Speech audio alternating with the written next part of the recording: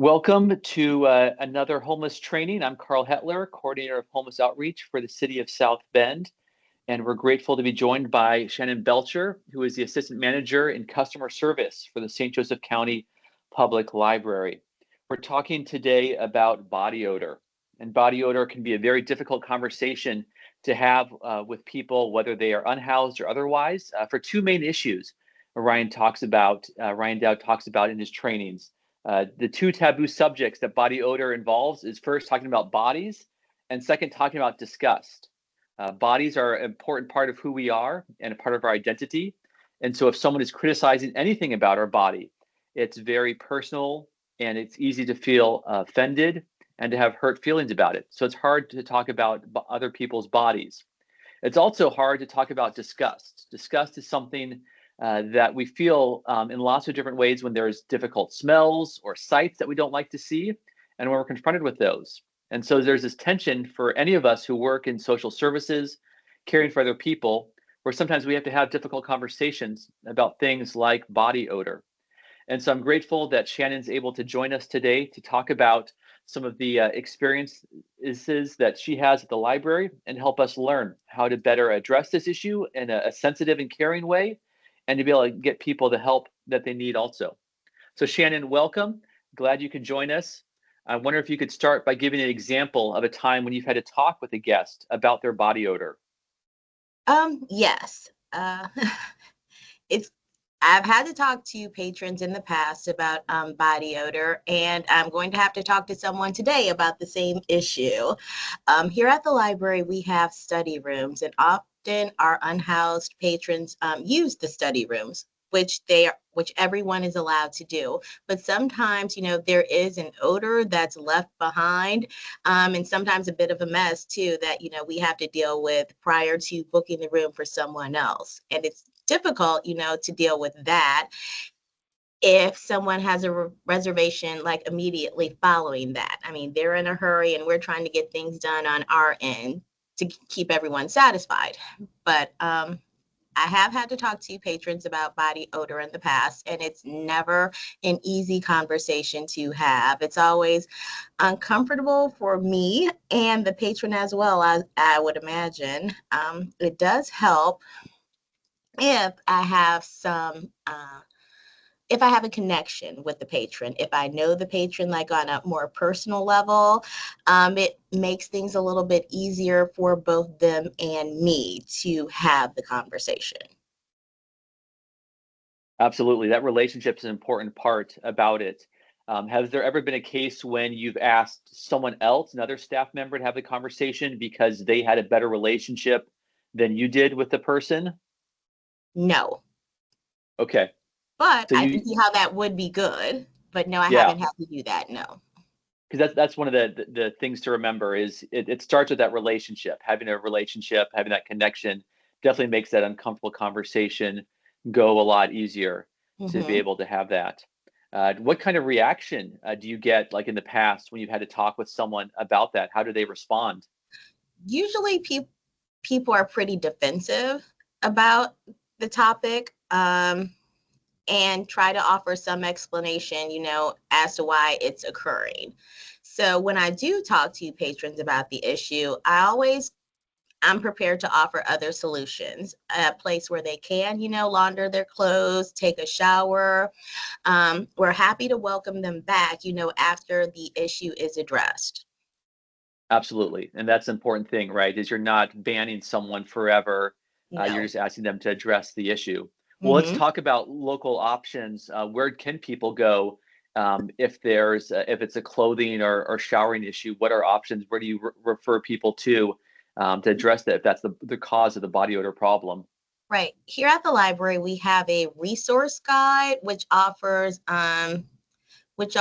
local options for like housing, laundering, clothes, and showers. Offhand, I can think of, well, for women, St. Margaret's House is a place where they can go. I know that men have options as well. I can't think of one offhand, but we do No, that's have them okay. in that guide. Yeah, I can fill some which I in. always have, printed out and prepared to give the patron when I'm talking to them.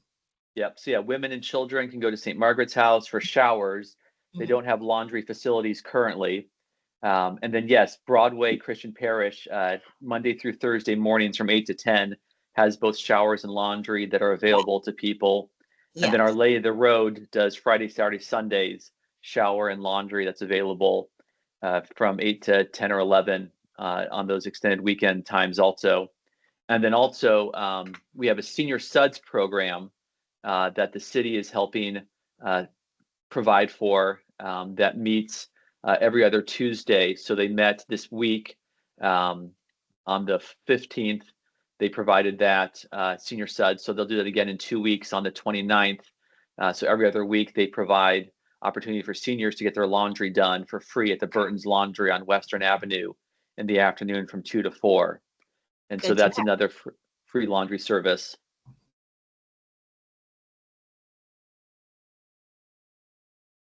So yeah, directing people to resources is a helpful way to address that, Shannon, as you're talking about. Are there other reasons that people give besides clothing and showering that is why they have a body odor that you've had to talk about with people? Not that I've had. Well, once there was a patron, there was an odor. It wasn't a body odor, but he did want to book a study room.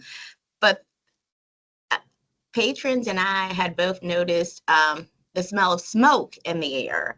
Mm. And as it turns out, his pants leg, it had been on fire recently. So I talked to him about not booking the study room that day because, he carried the odor of smoke with him. So we didn't want that, in the room.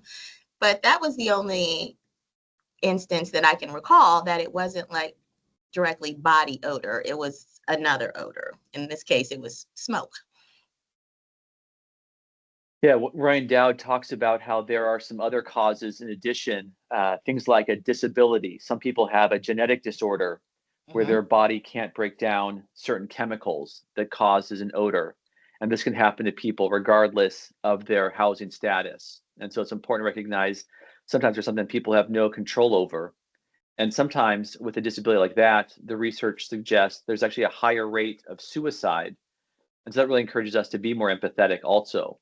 When if someone recognizes and realizes that there's uh, an issue and there's something they can do about it, it's really hard for people to live with because of those two things we talked about. We're talking about someone's body, which is very personal. We're talking about feelings of disgust that lead to a lot of shame also. There's also the reality that sometimes people don't realize it because they've gotten used to it also. And so it's a challenge to be able to bring it up to someone who doesn't recognize that. Um,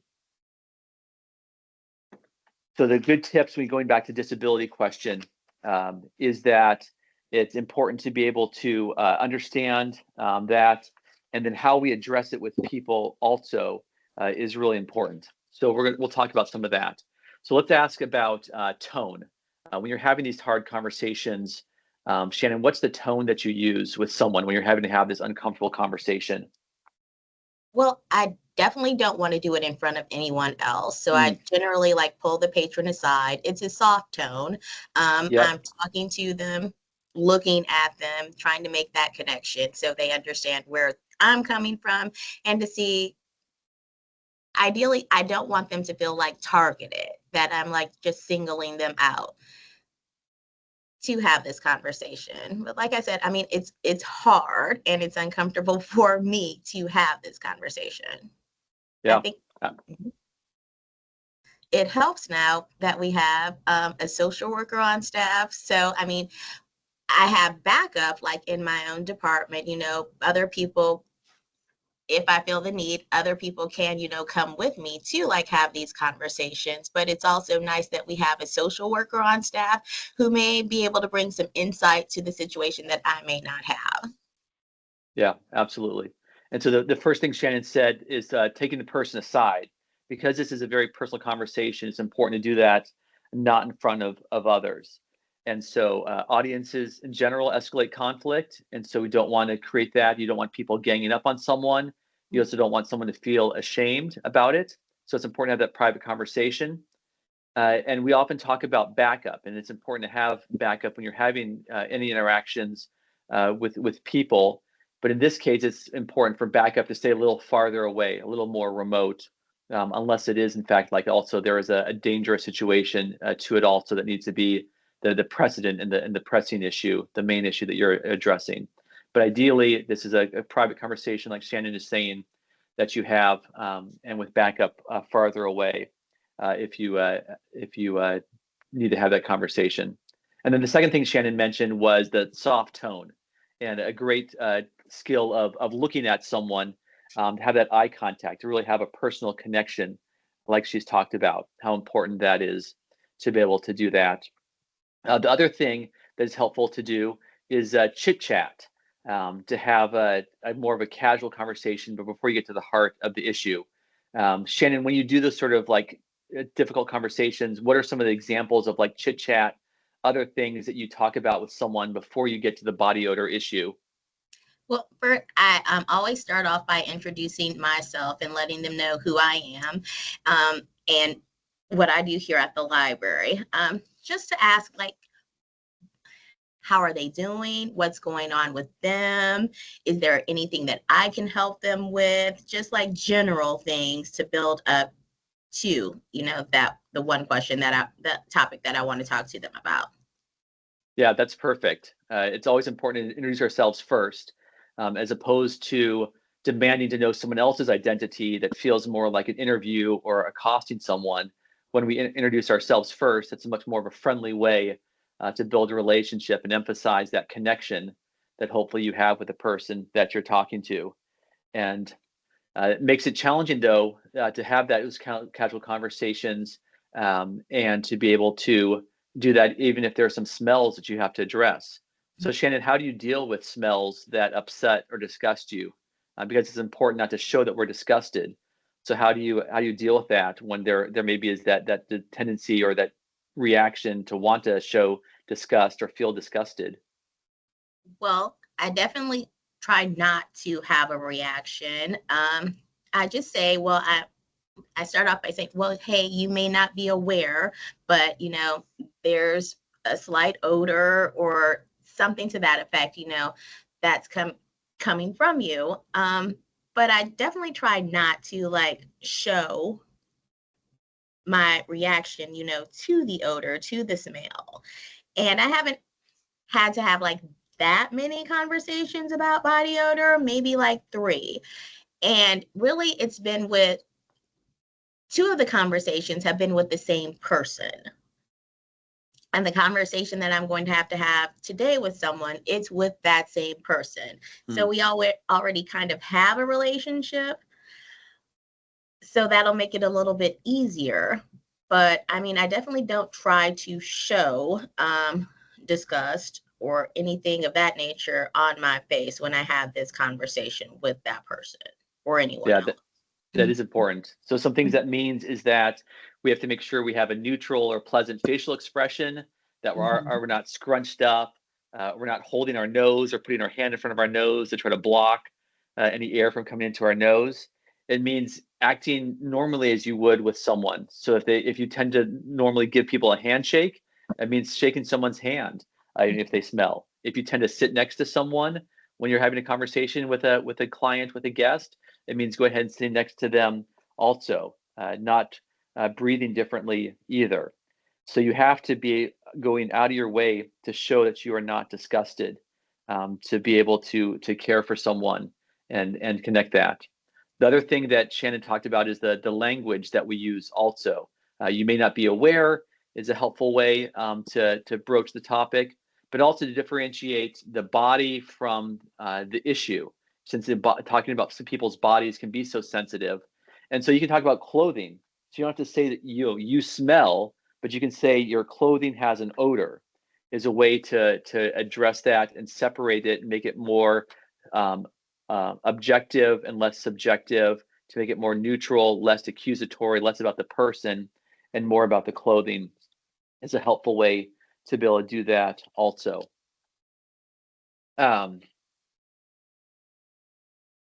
How do you separate other strategies, Shannon, for how you separate the person from the problem?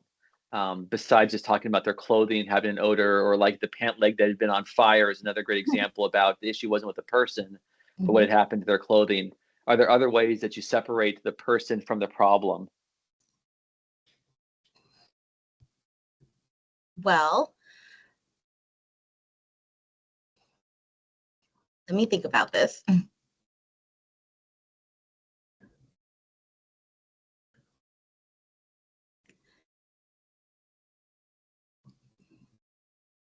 In the past, when I've had the conversation, there's always been a reason that was given that, their clothing or they had like the odor. So they may be dealing with, issues unrelated to like the smell of their clothes.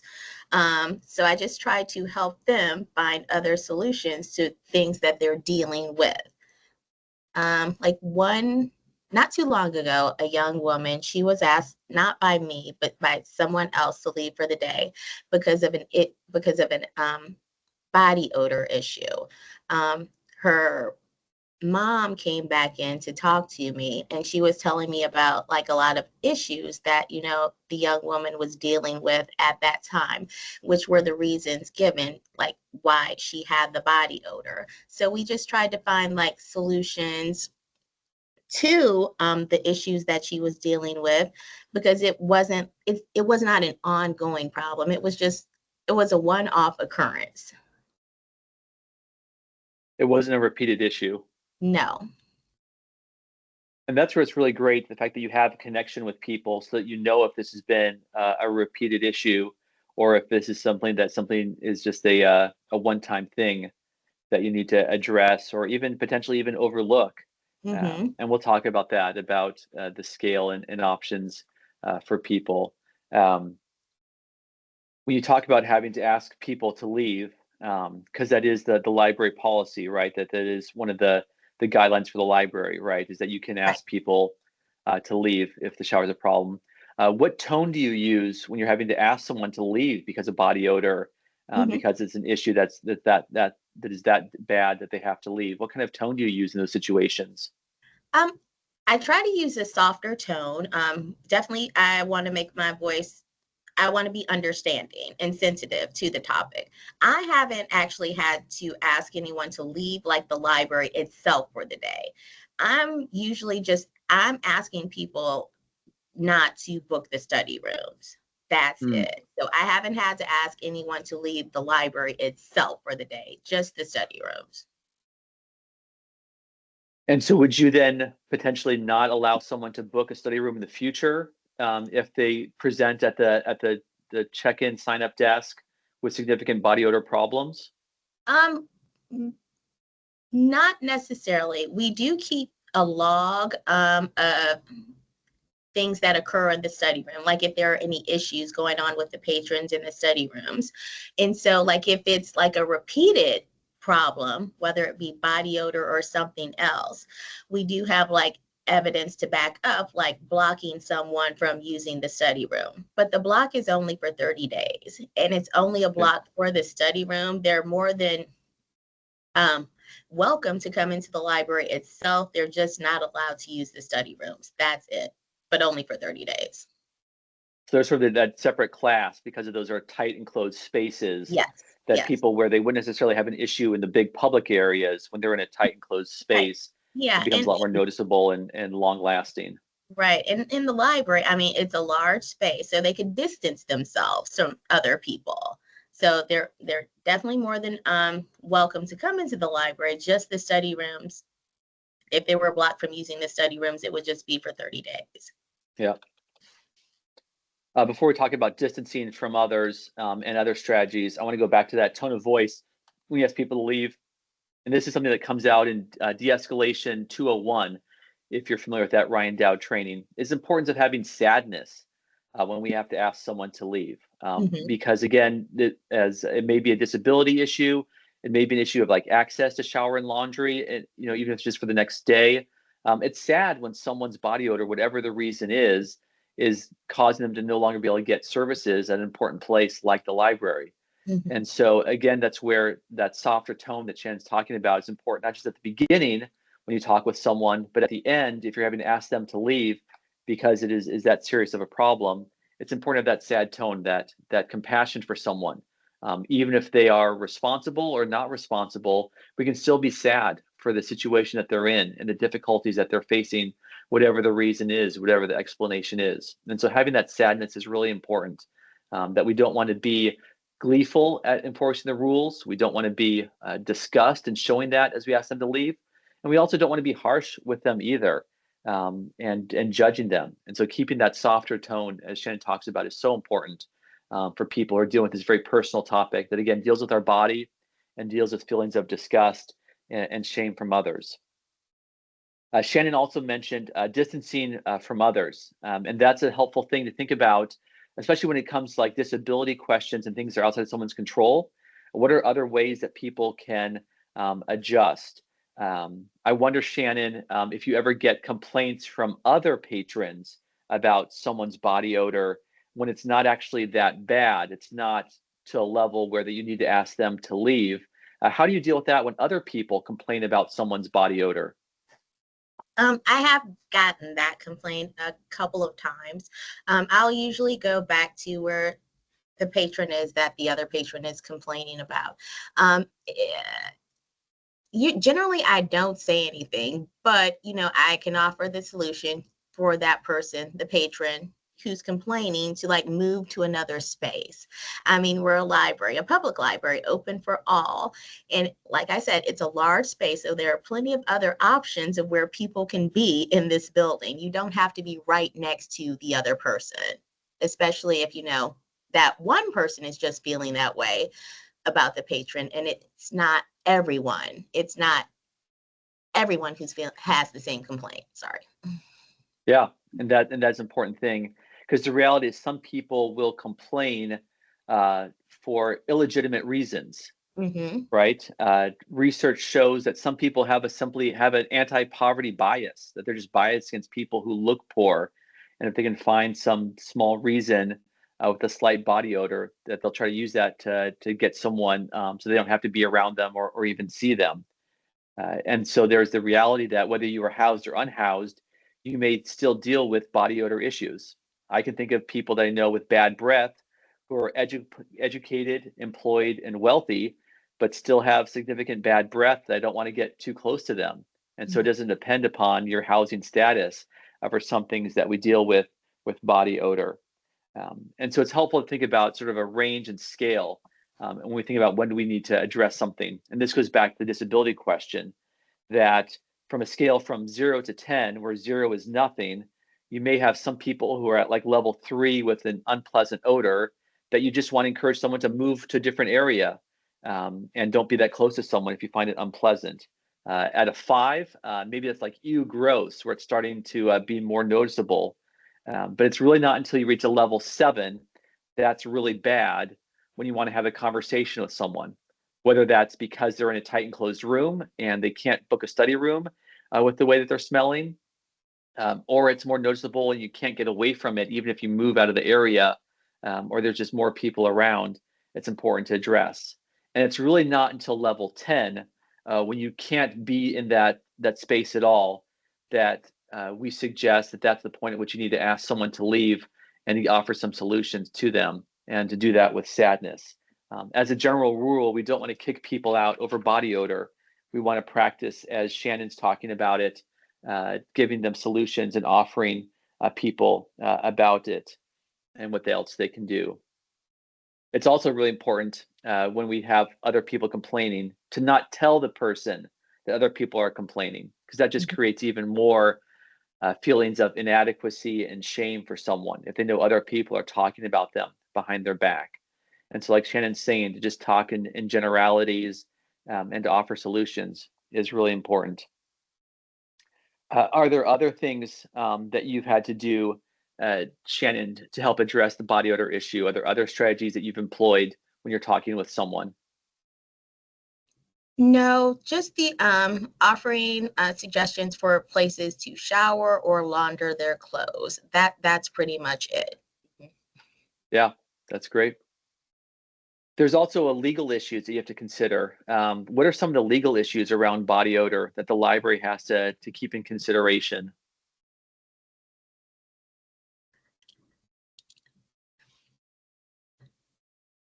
Well, that's a good question. I'm not sure of the answer to that question, honestly. Okay. Yeah. For those who are involved in libraries, there's three big cases that the Supreme Court has weighed in on. The biggest one, or most recent one, is Liu versus Boston, where it talks about body odor impeding use of library services. That's sort of the standard about looking at what the policies are for a library, and making sure that there is access for the services there. That when body odor is the point where other people can't do the services that they need at the library, that's the justifiable level. So the Supreme Court has come back again and again to say that libraries can enforce these policies when it comes down to use of their services, Mm-hmm. as long as it's clear that those policies are in place, and that it impacts how people use the library. I know some of us saw a recent showing at the library, the movie The Public, that dealt with this topic. And it's a great example about how libraries try to serve the community and deal with that tension when there are needs that people have that can keep them from getting services. So to review as we wrap up, we want to talk about recognizing these are difficult conversations to have because we're talking about people's body and disgust. We want to reduce the focus on body by blaming the clothing, acknowledging there may be a disability or genetic condition that's causing it, and to really focus on reducing the disgust. As Shannon has shared, softening your tone, having a casual conversation with someone, and suggesting solutions to help them out, to help care for them makes a big difference also. Are there any other things that you want to share, Shannon, before we finish up? Um, well, when having the conversations and just talking to people in general, I mean, just try to be empathetic. You don't know what that person is dealing with, daily. So you definitely want to be mindful about your tone and how you approach the situation and the person. Absolutely. Well, Shannon, thanks so much for joining us for this conversation. And we hope everyone has been informed and encouraged to know how to address the sensitive topic and to know about the resources that we have in our community and the way that we can show more compassion and care to those around us.